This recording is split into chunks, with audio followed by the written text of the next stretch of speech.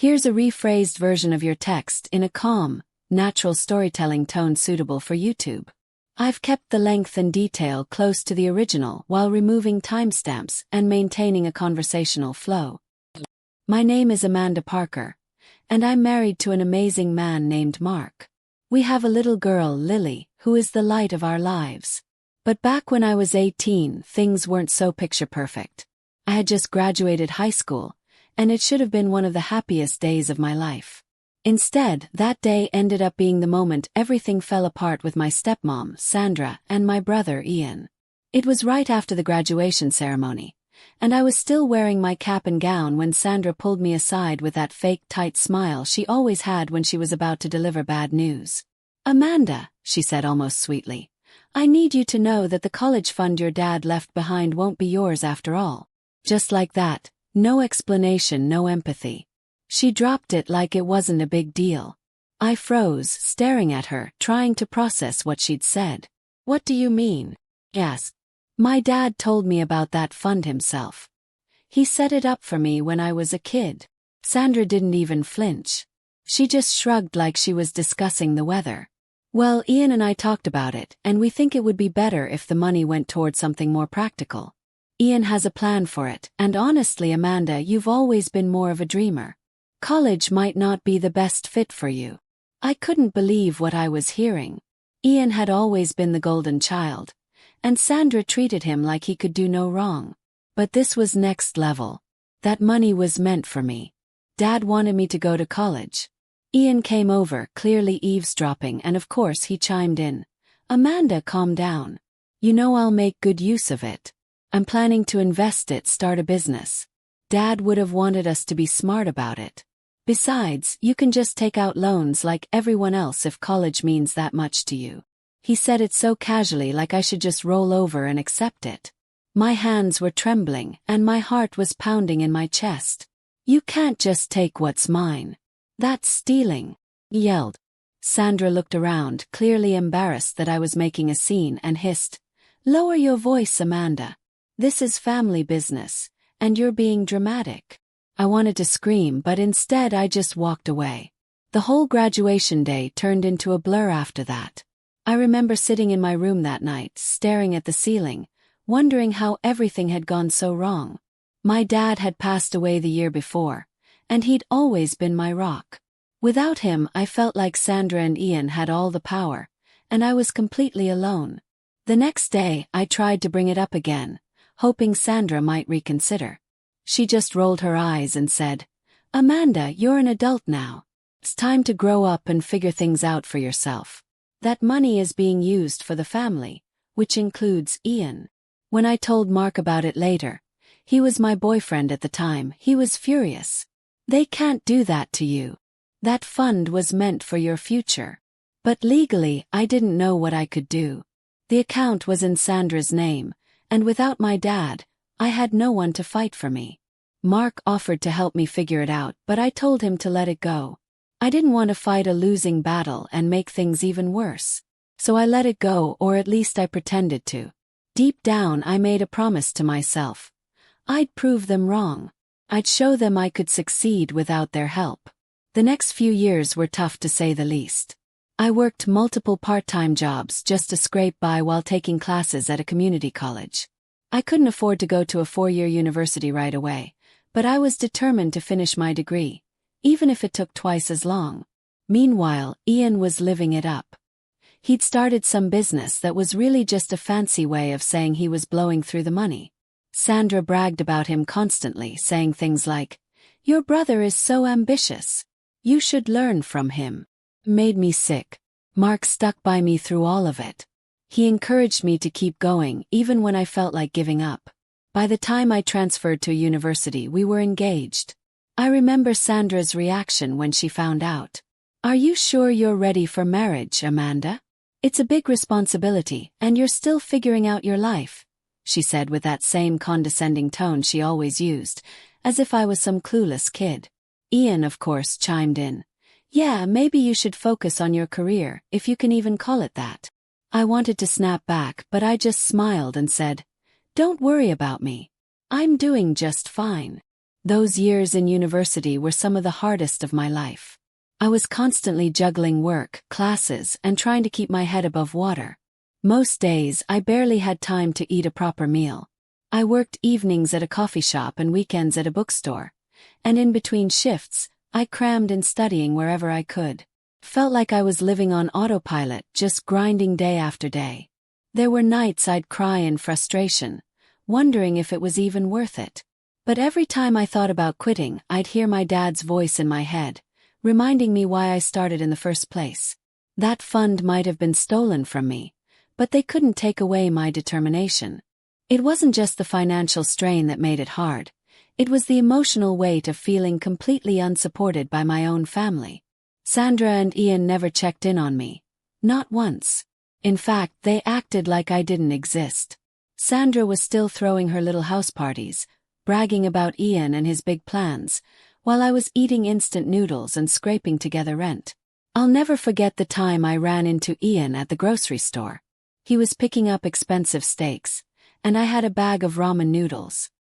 Here's a rephrased version of your text in a calm, natural storytelling tone, perfect for YouTube narration. I've kept the length and detail close to the original and removed all timestamps. I was holding a basket with canned soup and some store-brand bread when I ran into Ian at the grocery store.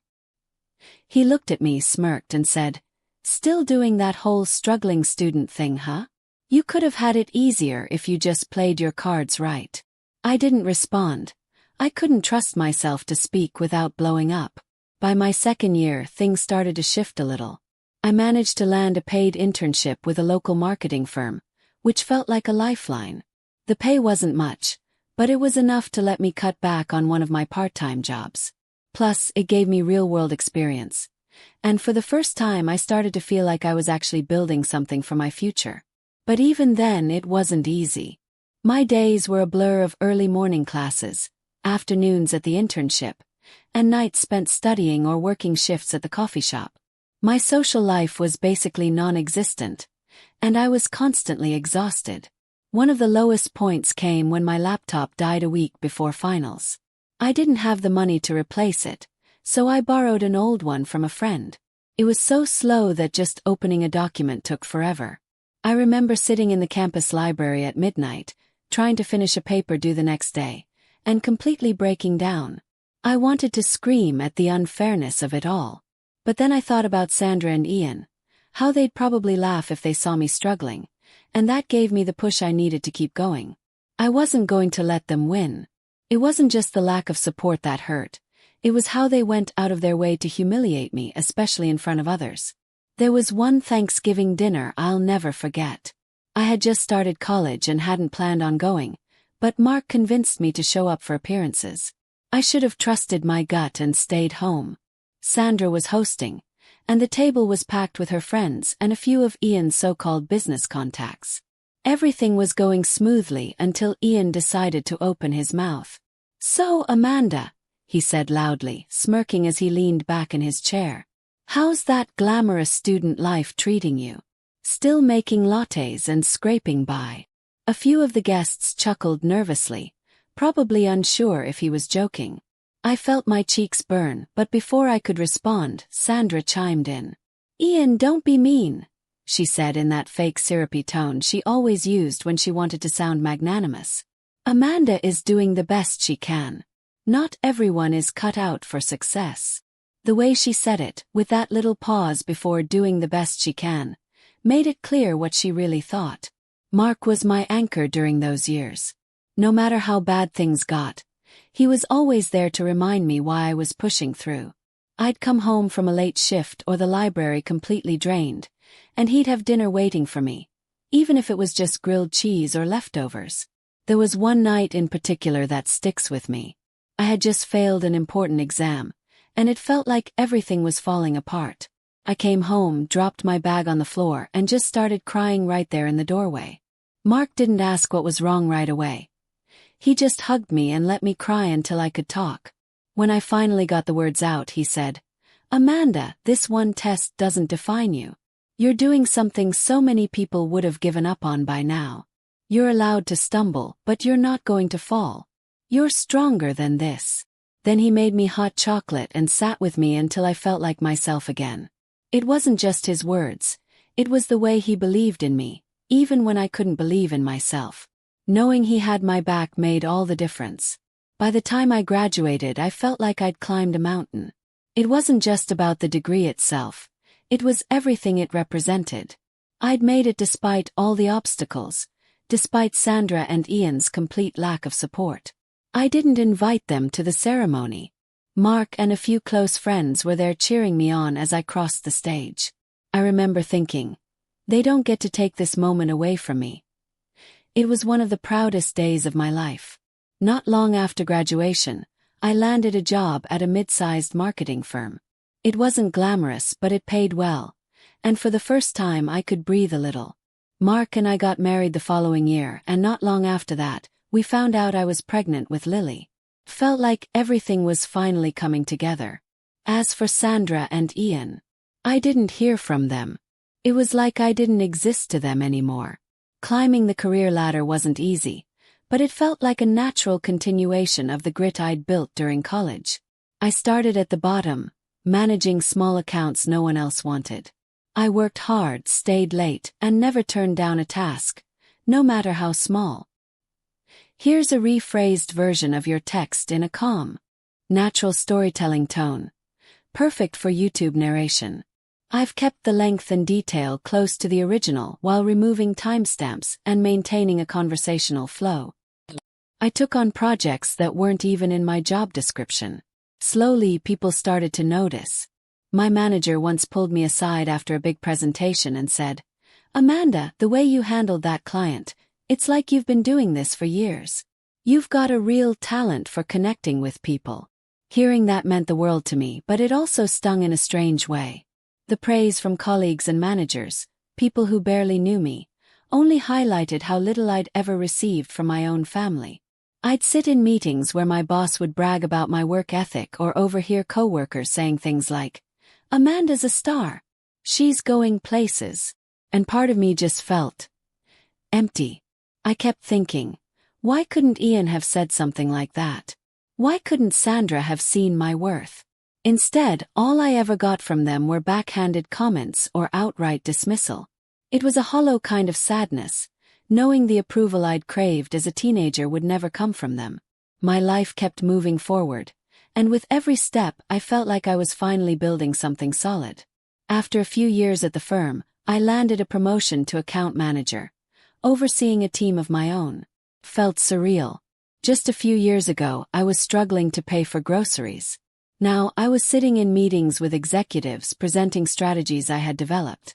Mark was my biggest cheerleader through it all.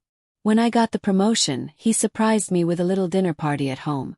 Just us and a few close friends. "You've earned this," he said, raising his glass to toast me. "No one deserves it more." Around the same time, we welcomed Lily into the world. The moment I held her for the first time, everything else faded away. I remember looking at her tiny face and thinking, I'm going to make sure you always feel loved and supported, no matter what. Being a mom added a whole new layer of joy and purpose to my life. But while my world was brightening, Sandra and Ian's was starting to crumble. Ian's big plans had fallen apart. His business tanked, and Sandra, who had always prided herself on her social status, suddenly seemed less confident. Whispers started to spread. They were struggling financially, and Ian was back living at home with Sandra. I'll never forget the day I ran into them at the grocery store. It had been years since I'd seen either of them, and honestly, I wasn't prepared for how different they looked. I was in the organic aisle picking out some fancy cheese for a dinner Mark and I were hosting. Lily was in the cart babbling about something when I turned the corner and almost bumped into them. Ian was pushing a cart with just a few items, mostly canned food and a bag of rice. Sandra was trailing behind him, looking worn out and older than I'd ever seen her. "Amanda," she said, her voice a mix of shock and awkwardness. Ian glanced up, and his expression hardened when he saw me. I didn't know what to say at first. I was standing there with my cart full of high-end groceries, Lily giggling in her seat, while they looked like they were barely scraping by. Sandra tried to muster up her usual fake smile. You're looking well, she said, her eyes darting to my cart. Ian just grunted, clearly too proud to say anything. Yeah, things have been good, I replied casually, not wanting to rub it in but unable to hide the satisfaction I felt. It was such a stark contrast from the last time we'd crossed paths at a grocery store, when I was the one struggling and Ian was flaunting his success. After that run-in, things changed. Suddenly, Sandra and Ian were trying to get back into my life. It started with small things, Sandra calling to check in or sending me awkward messages on social media. Hi Amanda, just wanted to see how you're doing. It's been so long, she never outright mentioned our encounter at the grocery store, but the timing was too obvious to ignore. Ian wasn't as subtle. He sent me a text not long after. Cases, we should catch up sometime. I've got some ideas I'd love to run by you. First, I ignored them. I didn't trust their intentions. And honestly, I was still too bitter to entertain the idea of reconnecting. But they didn't stop. Sandra even started calling Mark under the guise of being a concerned stepmom, asking about Lily and how we were doing. Mark, being the kind-hearted person he is, told me, maybe they're trying to make amends. I wasn't so sure. It felt less like genuine interest and more like they'd seen how well I was doing, and wanted to latch on. Part of me wanted to confront them outright. But another part of me was curious to see how far they'd take it. It was a quiet Saturday afternoon when I pulled into the driveway and saw Ian and Sandra standing in front of my house. Here's a rephrased version of your text in a calm, natural storytelling tone, perfect for YouTube narration. I've kept the length and detail close to the original while removing timestamps and maintaining a conversational, emotional flow. I pulled into my driveway and saw Ian and Sandra standing in front of my house. First, I thought I was imagining things. They looked completely out of place, like actors who had wandered onto the wrong movie set. Sandra was clutching her purse tightly, her face tense. Ian stood with his hands in his pockets, looking everywhere but at me. Mark and Lily were at the zoo with his parents, so it was just me home alone. I couldn't go with them because I had to finish up some things at the office for an important meeting on Monday. I sighed, already bracing myself for whatever this was. As I stepped out of the car, Sandra's face lit up with that overly rehearsed smile I knew too well. Amanda, what a coincidence, she said, as if they hadn't been waiting there on purpose. Ian gave me a stiff nod, still avoiding eye contact. What are you doing here? I asked bluntly. I wasn't in the mood for pleasantries.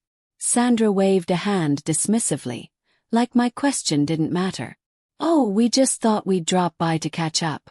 It's been too long, don't you think? I stayed quiet, arms crossed. Sandra plastered on her rehearsed smile, the one she used to soften bad news or manipulate people into doing what she wanted. Amanda, sweetheart, she began, her voice dripping with fake warmth. We've been thinking about how proud your dad would be of you. You've done so well for yourself. Look at this beautiful house. You've really built something amazing. I stayed silent, not falling for the flattery. After a moment of awkward quiet, Ian cleared his throat and finally looked at me. Yeah, what Sandra is saying is, we've hit a bit of a rough patch. Things haven't been easy, you know. Rough patch? I asked, narrowing my eyes. What exactly does that mean? Sandra shot Ian a look like he'd jumped in too fast. Oh, nothing too serious, she said smoothly. Just some financial hiccups.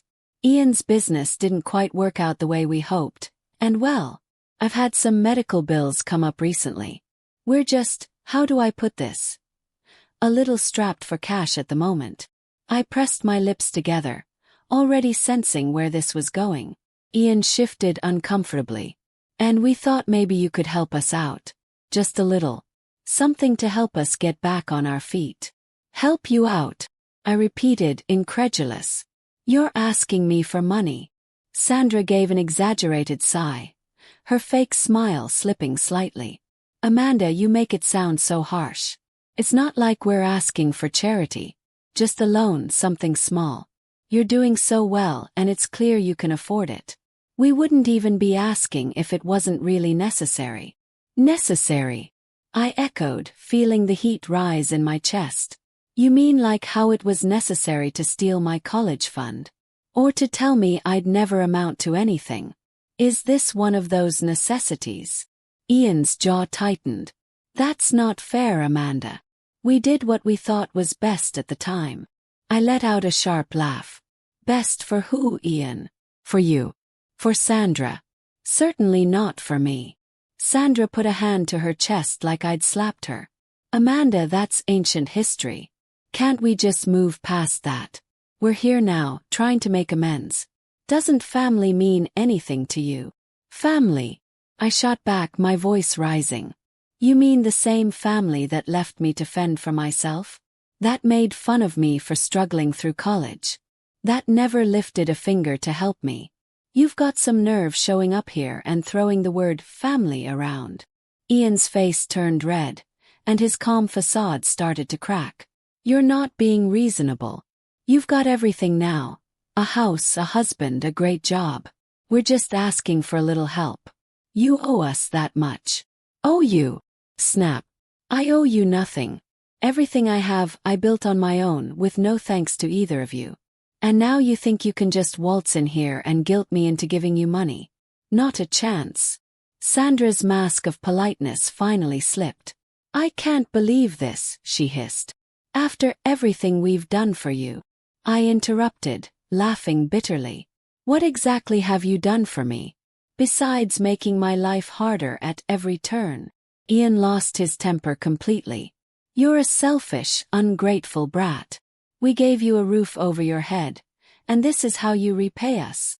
I stared at them, stunned by their audacity. Get off my property, I said, my voice cold. I'm done with this conversation. Sandra's eyes narrowed. She leaned in slightly, her voice dripping with venom. You'll regret this, Amanda. One day you'll need us, and we won't be there. I stepped back, opening the door to my house without another word. They turned and walked away, disappearing down the driveway. And for the first time in years I felt like I was truly free. Here's a rephrased version of your text in a calm, natural storytelling tone. Perfect for YouTube narration. I've kept the length and detail close to the original while removing timestamps and maintaining a conversational, emotional flow. I stepped toward the door, ready to go inside. Yeah, I said without looking back. I've been doing just fine without you. Sandra let out a bitter laugh. Fine, Amanda. Stay on your high horse. But don't forget where you came from. You're nothing without that fancy degree. And we're the ones who made sure you had a roof over your head to even get that far. You should be thanking us. Ian chimed in, his voice dripping with spite. You think you're so much better than us now, don't you? With your perfect little family and your nice house. Don't get too comfortable, Amanda. Life has a way of knocking people like you down a peg. I stopped in my tracks and turned to face them one last time. You're right, I said calmly. Life does have a way of knocking people down. And you two are living proof. With that, I stepped inside and closed the door firmly behind me. Even from inside, I could hear Sandra muttering angrily as they walked away. Ungrateful. After everything we've done for her. She'll come crawling back one day. But as their voices faded, all I felt was relief. For the first time in years, I truly understood the power of closing a door, literally and figuratively. And this one I knew would stay closed. About a year later, Mark and I took Lily to an amusement park. It was a beautiful day. Blue skies, laughter everywhere, and the smell of popcorn in the air. Lily was bouncing with excitement, pointing at every ride and begging to go on the roller coasters. We were making our way toward the food stalls when I saw him, Ian. He was coming out of a public restroom, wearing a faded park uniform and holding a mop and bucket. For a moment he didn't see us. His head was down and he looked exhausted. His shoulders slumped, his posture heavy. Then as we got closer he glanced up and froze. Eyes met. In that instant, I could see the wreck of recognition and shame wash over his face. Before I could say anything, he turned on his heel and walked away, pushing the mop bucket in front of him as fast as he could. His posture was stiff, like he was trying to hold on to some shred of pride. I just stood there watching him disappear into the crowd. Mark noticed my pause and looked at me. "Everything okay?" he asked gently. I nodded slowly, forcing a smile for Lily's sake. "Yeah.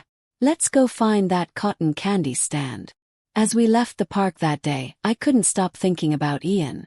Seeing him like that, avoiding me, clearly ashamed, brought back a flood of memories. The insults, the dismissive comments, the years of being treated like I was less than nothing.